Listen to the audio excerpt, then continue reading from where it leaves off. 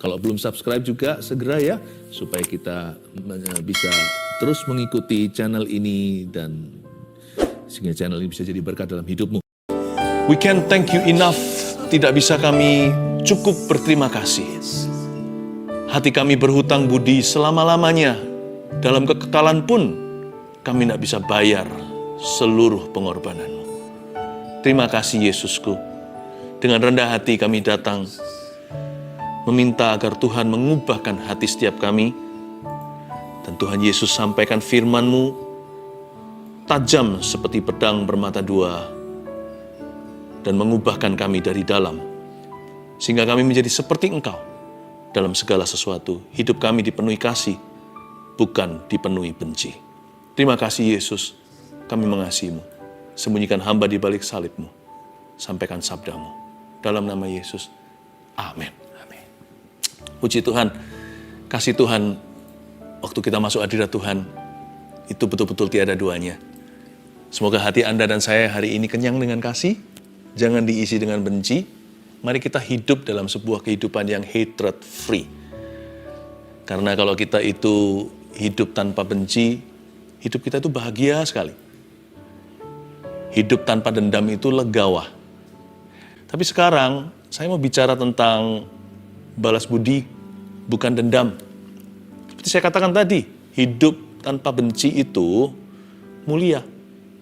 Kalau Anda mau betul-betul bahagia, panjang umur awet muda istilahnya, dan jangan sekali-kali simpan kesalahan orang lain. Karena Tuhan mau Anda itu hidup merdeka, bukan hanya masuk surga suatu hari, tapi babak belur di bumi. Hidup itu sudah banyak persoalan, problema. Nggak usah bawa bagasi dari masa lalu. Karena Tuhan ingin Anda hidupnya juga bahagia, bukan hanya supaya masuk surga. He wants you happy. He wants you blessed in fact. Dia ingin Anda untuk diberkati, tapi berkat itu bukan materi, berkat itu sukacita.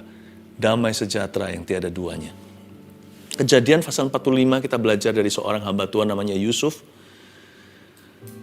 Ayat 1-15, ikuti saya, telusuri ayat per ayat, akan terima banyak rema-rema kehidupan yang membebaskan. Dan saya yakin beberapa di antara Anda yang sekarang sampai ke titik depresi pun akan bebas kalau Anda mengenal kebenaran itu yang memerdekakan. Ini cerita tentang Yusuf memperkenalkan dirinya kepada saudara-saudaranya setelah terpisah sekian puluh tahun. Dan dia reuni dengan family. Nah begini ceritanya, ayat 1. Ketika itu Yusuf tidak dapat menahan hatinya lagi di depan semua orang yang berdiri di dekatnya, lalu berserulah ia, suruhlah keluar semua orang dari sini. Maka tidak ada seorang pun yang tinggal di situ bersama-sama Yusuf ketika ia memperkenalkan dirinya kepada saudara-saudaranya. Ayat pertama mungkin Anda bertanya, kok dia main perintah ya? Karena memang dia jadi pemerintah. Ini Yusuf sudah bukan lagi Yusuf yang sekya atau anak kecil yang dibuang di sumur lalu dijual ke saudagar. Ini Yusuf yang lebih pangkat dari Firaun. Hanya kalah kerajaan aja. Karena Firaun raja, dia Perdana Menteri. Yusuf ini sudah jadi the most powerful man in Egypt. And even in the world maybe. Mungkin di seluruh dunia. Dan dia suruh semuanya keluar. Keluar.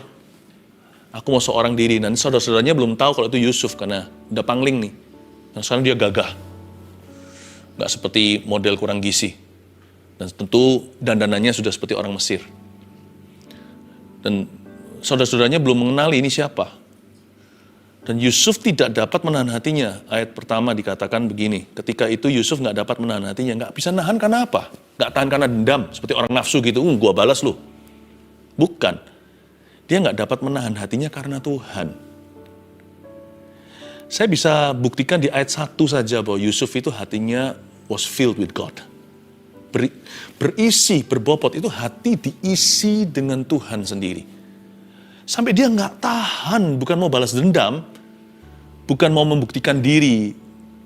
Kalian tahu sekarang adikmu ini siapa? Dulu kalian bully, sekarang tahu rasa. Enggak, dia nggak tahan hatinya, nggak tahan karena Tuhan. Saya harapkan bahwa yang Anda anut bukan agama dalam Kristus ini adalah kehidupan, supaya Kristus mengisi hatimu. Sehingga hati itu seperti mau meledak.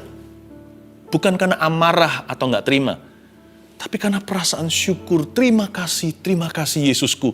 Kayak meluap-luap begitu. Saya berdoa supaya di waktu-waktu mendatang ini, Anda juga mengalami realitas sorga di dalam jiwa. Jangan hanya kita itu terbawa dengan realita bumi. Sekeliling kita ini lalu gonjang-ganjing iman kita. Saya berdoa supaya hadirat Allah ditemukan di dalam dirimu dulu. Ayat yang kedua. Setelah itu menangislah ia keras-keras, sehingga kedengaran kepada orang Mesir dan kepada seisi istana Firaun. Dia nangisnya bukan kepahitan, dia nangisnya terharu. Indah ya, sama-sama meneteskan air mata dalam hadirat Allah, reasonnya bisa berbeda-beda. Nggak apa-apa sih kalau kita memang perlu menangis untuk melepaskan sakit hati, tapi jangan seumur hidup nangisnya hanya melulu itu. Saya berdoa supaya dalam saat teduh ini bahkan Anda bisa menangis terharu karena bukan merasakan orang jahat terhadap Anda, tapi merasakan Tuhan baik padamu. Ayat 3. Dan Yusuf berkata kepada saudara-saudaranya, "Akulah Yusuf, masih hidupkah Bapak?" Tunggu sebentar ya, ngeri ini buat saudara-saudaranya. Mati kami, mati aku.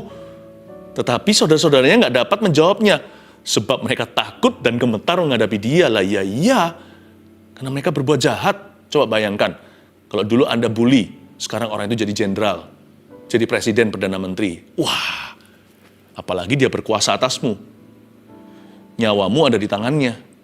Ini bukan hanya Yusuf bisa tahan rezeki mereka datang untuk beli gandum. Yusuf juga bisa tangkap mereka. Mereka ketakutan. Tapi lihat Yusuf ya, cara dia bawa diri, saya ajak Anda perhatikan kembali ayat 3 awal. Dan Yusuf berkata kepada saudara-saudaranya, dari sini saya tahu orang ini rendah hati. Akulah Yusuf, masih hidupkah Bapak? Dia langsung tanya, Papa gimana? Tapi yang membuat saya terpukau, tercengang adalah kalimat itu. Akulah Yusuf. Padahal waktu itu Yusuf diberikan gelar. Jadi namanya bukan lagi Joseph pada waktu di Mesir, dia memerintah. Namanya sudah nama Mesir. Nama baru, nama pejabat. Dia dikasih nama kehormatan. Jadi dia sudah lama nggak dipanggil Suf. Tapi dia waktu itu berkata, akulah Yusuf. Dia pakai nama Israelnya. Nama kecilnya, nama rumah. Dia memperkenalkan diri bukan, hey, sapa aku. Pakai kata tuan di depan. Atau master. Atau gelar apa yang dia kehendaki. Enggak, dia berkata, aku Titi.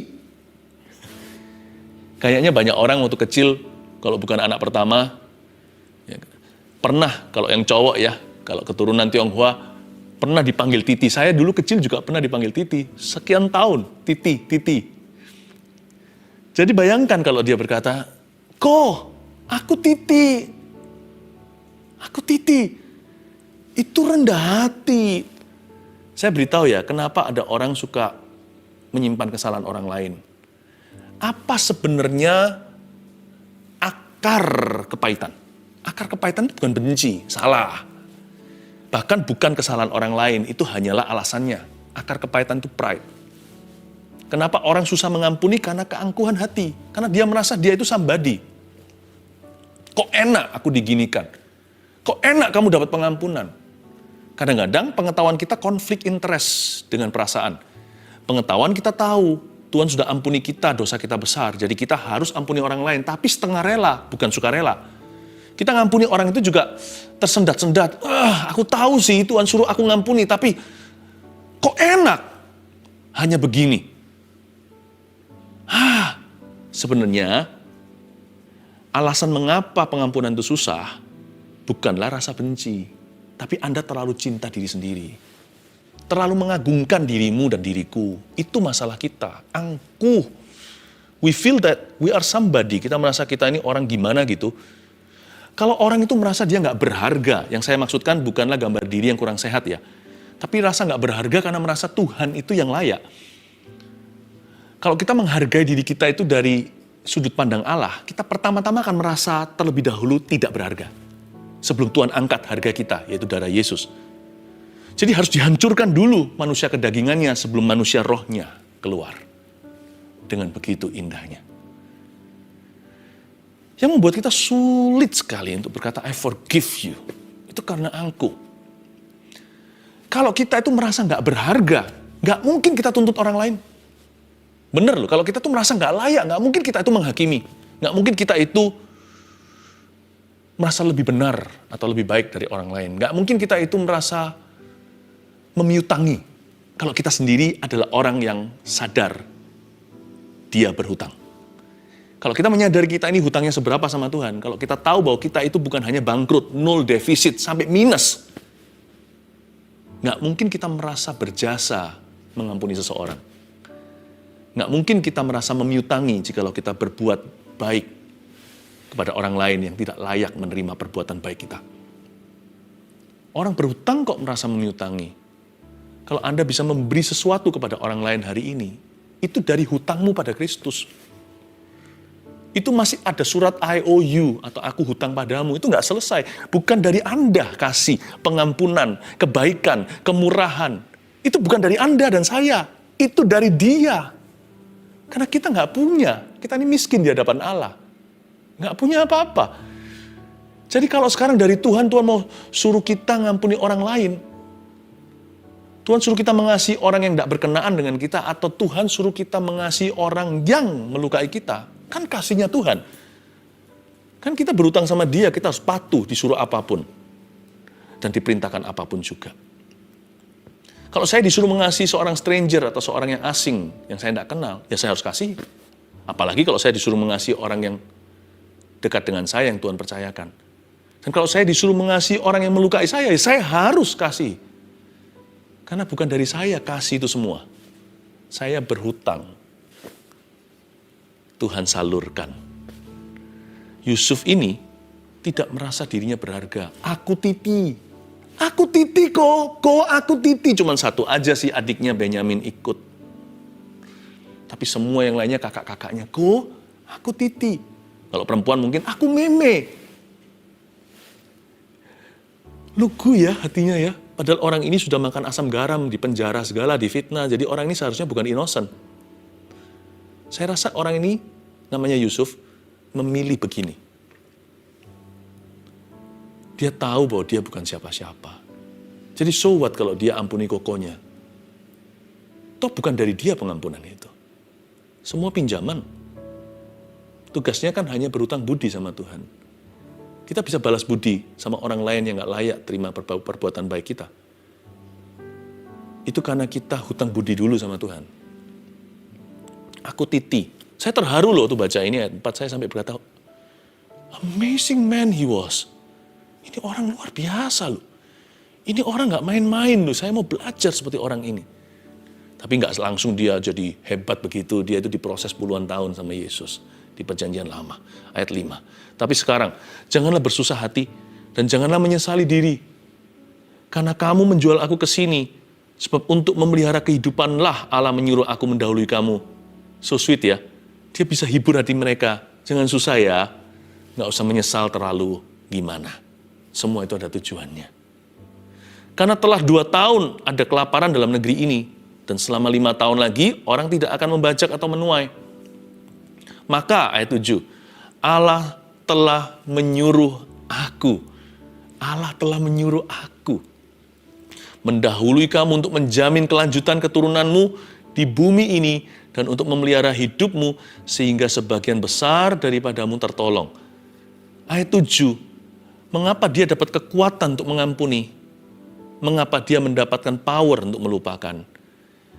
Mengapa dia mendapatkan the grace, kasih karunia untuk mengasihi orang-orang yang tidak layak menerima kasihnya? Karena Yusuf telah sampai pada tujuan jiwanya. Dia menemukan yang namanya purposefulness. Dia menemukan destiny hatinya. Dia tahu bahwa panggilannya itu bukan rendah atau dangkal, saudara. Dia menyadari bahwa dia punya potongan untuk perkara-perkara yang maha tinggi. Dia berkata, maka Allah telah menyuruh aku mendahului kamu. Itu sudah bukan di liga manusia. Dia sudah bermusyawarah dengan yang maha kuasa. Dia berkata sama saudara-saudaranya, aku tidak bergumul di level ini, bukan berarti dia sombong sekali, karena dia barusan berkata, aku titi. Dia berkata, hidupku tidak berkecimpung, dan hidupku tidak berenang di kolam hati manusia. Hatiku milik Allah dan aku tahu kenapa dia suruh aku ke sini. Hidupku tidak berada di taraf apa yang dipikirkan oleh dunia. Allah yang menyuruh aku. Dia berkata, that's my purpose. Saya kadang-kadang mikir ya, kenapa kita itu terkadang dikecewakan sama orang. Dibutuhkan sesekali pil yang sangat pahit untuk menghancurkan pride kita. Saya tidak berkata bahwa Tuhan utus orang-orang itu untuk melukai kita, ya enggak. Lalu Tuhan kirim orang lain untuk merugikan kita, Tuhan nggak pernah berbuat jahat. Tapi Tuhan bisa pakai apapun juga, baik yang baik maupun yang kelihatannya buruk untuk mendatangkan kebaikan. Hal-hal tertentu kalau Tuhan izinkan, jikalau itu hasil akhirnya adalah untuk menghancurkan pride-mu dan pride-ku, maka seringkali ujiannya adalah mengampuni. Kalau kita lulus, pride-nya jatuh. Kalau kita gagal, kalau kita mau balas dendam, pride-nya berhasil. Maka kesombongan itu menang atas hidupmu. Sometimes kadang-kadang saya pikir, ada jalan rute yang agak sedikit tidak langsung tapi lewat transit. Kenapa Tuhan izinkan ini dan itu yang begitu sakit? Ternyata saya ngerti. It takes a lot to kill Philip Mantova's pride. It takes a lot to kill your pride. Dibutuhkan banyak hal, beberapa hal, beraneka ragam hal untuk membunuh rasa angkuhku, rasa angkuhmu. Sebut sendiri nama sendiri di sini. Dibutuhkan apa? Anda yang tahu kan, apa yang Anda gumulkan? Untuk menghancurkan keangkuhan, siapa nama Anda? Jeffrey. Untuk menghancurkan keangkuhan Yuvita. Jadi jangan pernah kita itu berkata, Tuhan kenapa kau izinkan ini terjadi? Why? Ternyata ya, ada pepatah berkata begini dan kita sering gak setuju. Akhir sesuatu tidak bisa menghalalkan segala cara. The ends cannot justify all means. Tapi ternyata kalau saya lihat sebaliknya, kalau tujuan akhirnya itu menghancurkan dan membunuh pride-mu dan pride-ku, kadang-kadang Tuhan akan halalkan beberapa cara. Izinkan beberapa hal yang menyakitkan dalam kehidupan kita, because that's the only language our pride understands. Itu satu-satunya mungkin bahasa yang kesombongan kita mengerti dan pahami. Hanya demikianlah kesombongan itu mempan. Hanya obat tertentu yang kita minum, pil pahit yang akan bisa menyembuhkan. Yang lainnya nggak mempan tuh, kasih berkat juga begitu. Tapi kalau yang ini satu ini, aku nggak bisa ampuni orang itu. Itu tetanggaku atau eksku atau pasanganku, suamiku, istriku. Bukan berarti Tuhan yang suruh dia selingkuh, enggak. Tapi kalau Anda masih rasakan susah mengampuni, berarti masih ada pride di dalam hati. Kalau Anda susah untuk memaafkan, berarti masih ada kesombongan. Itu sajalah termometer, itu saja ininya takaran atau ukuran barometernya. Sometimes I understand Tuhan menghalalkan hal-hal tertentu yang kita nggak bisa terima dalam hidup ini. Demi supaya tujuan yang lebih mulia. Ayat yang ke-8. Jadi bukanlah kamu yang menyuruh aku ke sini, tetapi Allah. Dialah yang telah menempatkan aku sebagai bapak bagi Firaun. Lihat pangkatnya. Dan Tuhan atas seluruh istananya dan sebagai kuasa atas seluruh tanah Mesir. Ayat 8 awal garis bawahi kalimat, jadi bukanlah kamu yang menyuruh aku ke sini, tetapi Allah. Jadi sekarang saya kasih lagi satu kata-kata hikmat. Jadi bukanlah kamu yang menyuruh aku, koko-kokonya ini. Bukan kamu yang menyuruh aku ke sini. Kamu hanya berbuat sesuatu yang menyakitkan aku, tapi akhirnya aku berada di sana. Atau aku berada di sini hari ini. Allah yang menyuruh aku datang. Caranya aja dihalalkan, tapi itu sih dosamu. Apa aku sudah ampuni. Tapi apapun juga, Tuhan akhirnya mengizinkan saya berakhir di sini untuk kebaikanmu. Allah yang menyuruh aku. Lawan katanya, dendam itu apa? Kenapa Yusuf ini berbesar hati? Why he was the greater man?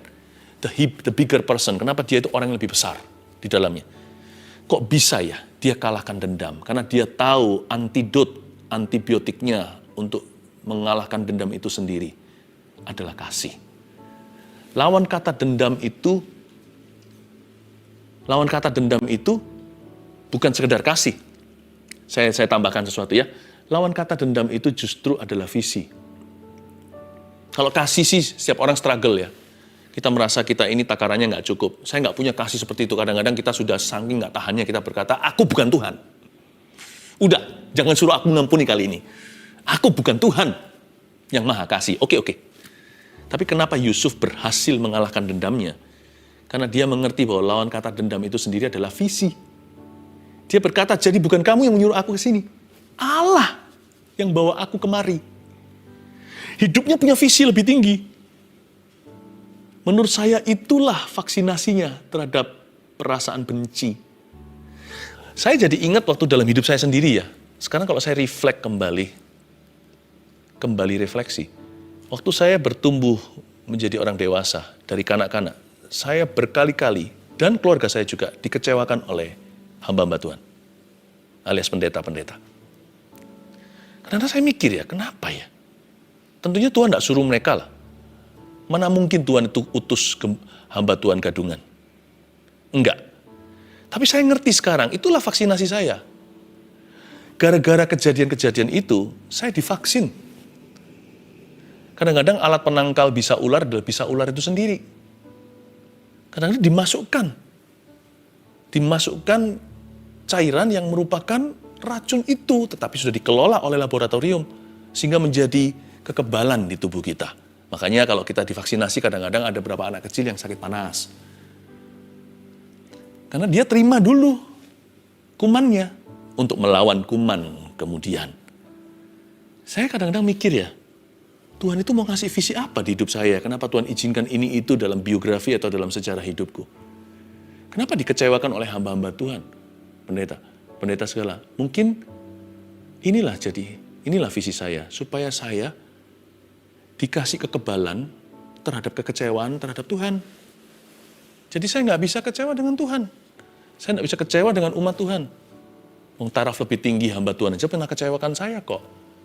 Mana bisa saya kecewa dengan umatnya? Mana bisa saya kecewa dengan Tuhannya? Suatu persoalan perjalanan panjang membentuk saya hingga kemari. Bukan kamu yang menyuruh aku di sini karena anugerah-Mu. Selain itu juga supaya saya jangan jadi seorang hamba Tuhan yang mengecewakan. Ini aku nggak mau jadi yang kayak gituan. Aku nggak mau jadi yang gadungan, aku mau jadi yang sejati. Tuhan, jadikan aku hamba yang berkenan. Semua kejadian itu membuat saya sanggup mengucapkan doa itu setulus-tulusnya dan keluar dari hati dan pengalaman hidupku. Thank you Lord. I'm here because of your love. Aku mau jadi hamba Tuhan yang berkenan. Jadi lawan kata dendam itu apa? Visi. Do you have a vision for your life? Kalau enggak, susah lo ngampuni. Susah lepaskan dendam. Pasti ingat kesalahan orang lain di masa lalu. Susah move on dari apapun. Kenapa? Hidupnya enggak looking forward, tidak menuju ke sesuatu. Hidupnya berputar-putar di padang gurun dan mati di situ. Lawan kata dendam adalah visi. Ayat yang ke-9, segera kamu kembali kepada Bapa dan katakanlah kepadanya, beginilah kata Yusuf anakmu, Allah telah menempatkan aku sebagai tuan atas seluruh Mesir. Datanglah mendapatkan aku, janganlah tunggu-tunggu. Engkau akan tinggal di tanah Goshen dan akan dekat kepadaku. Engkau serta anak dan cucumu, kambing domba dan lembu sapimu dan segala milikmu. Di sanalah aku memelihara engkau, sebab kelaparan ini masih ada 5 tahun lagi, supaya engkau jangan jatuh miskin bersama seisi rumahmu dan semua orang yang ikut serta dengan engkau. Dan kamu telah melihat dengan mata sendiri, dan saudaraku Benyamin juga, bahwa mulutku sendiri mengatakannya kepadamu. Ayat 10, Yusuf mengambil keputusan, mengundang keluarganya dari rumah kampung halamannya untuk tinggal di tanah Goshen. Disitulah dia station atau disitulah lokasi keluarga Yusuf hingga nanti suatu hari orang Israel meninggalkan Mesir di zamannya Musa. Apa maksudnya? Ayat 10, engkau akan tinggal di tanah Goshen. Secara profetik berbicara, Goshen itu tempat diluputkan. Goshen itu set up sebelum Kanaan. Tahukah semua setback di hidupmu yang saya katakan tadi, pengalaman-pengalaman hidup kita, jangan membuat kita jadi orang yang bitter atau kepahitan. Kita harus menjadi orang yang sweet by choice atau menjadi orang yang manis karena pilihan. Goshen adalah tempat yang layak bagi orang-orang yang jaga hatinya, selalu berada dalam budi pekerti Allah. Goshen adalah tempat yang merupakan sebuah setup sebelum Kanaan atau tanah perjanjianmu digenapi. Goshen adalah tempat di mana nantinya pada zaman Musa juga semua kena tulah di daerah situ diluputkan. Lalat pikat tidak ada, batu dan storm atau badai dengan batu besar-besar yang membunuh bahkan ternak-ternak besar Mesir. Orang Israel nggak ada satupun kambing dombanya mati. Goshen adalah tempat peluputan dekat tanah perjanjian. Dari situ nggak lama setelah itu keluar, cepat sekali Laut Merah dan sebagainya lalu masuk ke tanah Kanaan. Do you know that? Orang yang balas budi bukan dendam. Lokasinya strategis untuk diluncurkan ke dalam janji. It is the most strategic location. Itu kalau hari ini di New York mungkin Manhattan. Ini kalau di kota-kota besar mungkin di daerah-daerah utama. Per meternya berapa. Itu daerah-daerah yang paling mahal. Lokasi paling strategis, bisnis paling ramai di sana. Disitulah paling ramai berlalu lalang. Janji-janji Tuhan. Yang akan seperti anak panah ditabung dan di tangan pahlawan. Pastikan hati Anda di posisi itu. Balas budi, bukan dendam. Don't live in hatred, jangan tinggal dalam benci. Yesus berkata, kau harus tinggal dalam kasih-Ku. Kasih-Ku tinggal di dalammu. Ayat yang ke-13, sebab itu ceritakanlah kepada Bapa segala kemuliaanku di negeri Mesir ini. Dan segala yang telah kamu lihat, kemudian segeralah bawa Bapa kemari. Apakah di ayat 13 Yusuf menyombongkan hati? Enggak. Dia memang suruh sama saudara-saudaranya untuk beritahu sama bapak Yakub bagaimana dia sekarang sudah menjadi orang yang mulia. Ini bukan sok-sokan. Karena ayat 13 dimulai dengan kata sebab itu. Ada sebabnya mengapa kamu harus cerita sama papa kemuliaanku di Mesir. Yusuf ini tetap Yusuf yang rendah hati yang berkata aku titi. Dia ini mengatakan kamu sampaikan kalau aku sudah jadi mulia. Itu untuk kebaikan keluarganya, supaya papanya mau pindah, nggak mati kelaparan di sana. Jangan pernah ya, sedikit rema tambahan. Kalau kita memang harus membanggakan sesuatu, pastikan itu untuk kebaikan orang lain.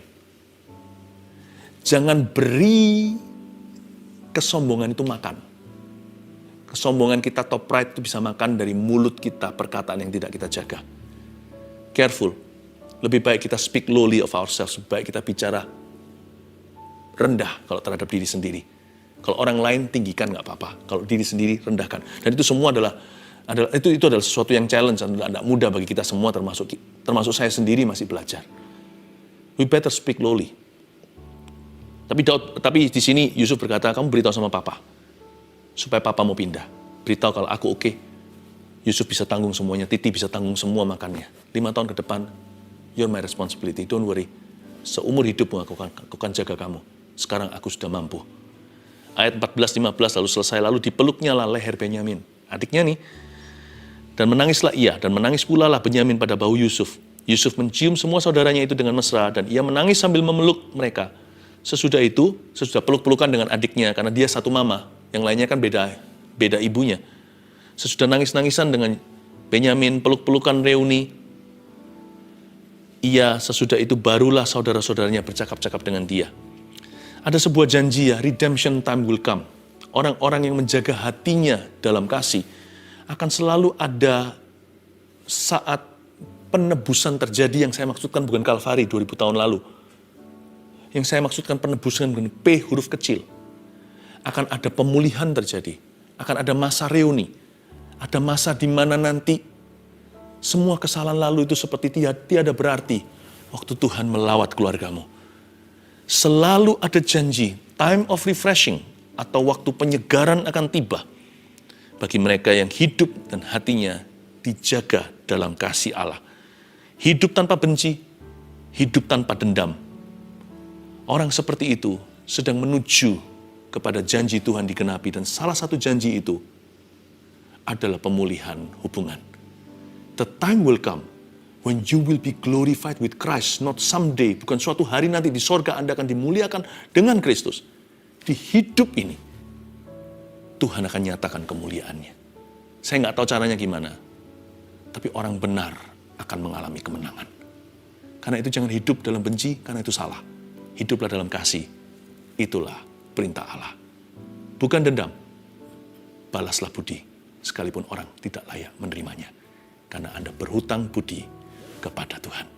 Mari kita bawa hati kita masuk hadirat Tuhan, bereskan hatimu di hadapan Kristus. Tuhan, ku mau menyenangkan-Mu. Haleluya. Tuhan, ku mau menyenangkan-Mu. Nyanyikan lagu ini bersama-sama. Tuhan, bentuklah hati ini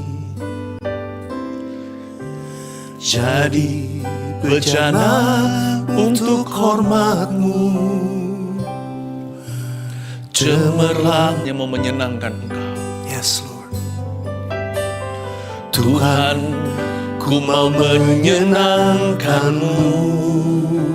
Sekalipun sakit Tuhan, kami rela bentuklah hati ini. Tuhan, bentuklah hati ini. Apapun visiku, inilah tujuanku. Jadi Kan bejana untuk hormat-Mu. Cemerlang bagai emas murni. serahkan semua kepahitan terutama segalimu.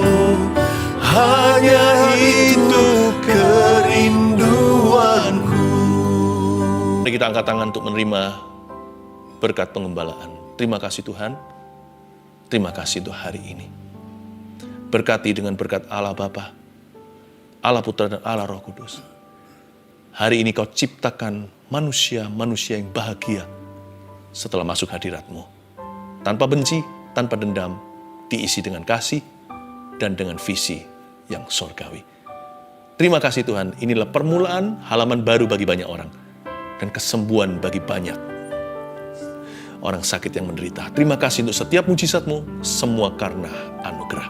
Dalam nama Yesus Kristus. Amin. Call me out upon the waters, the great unknown.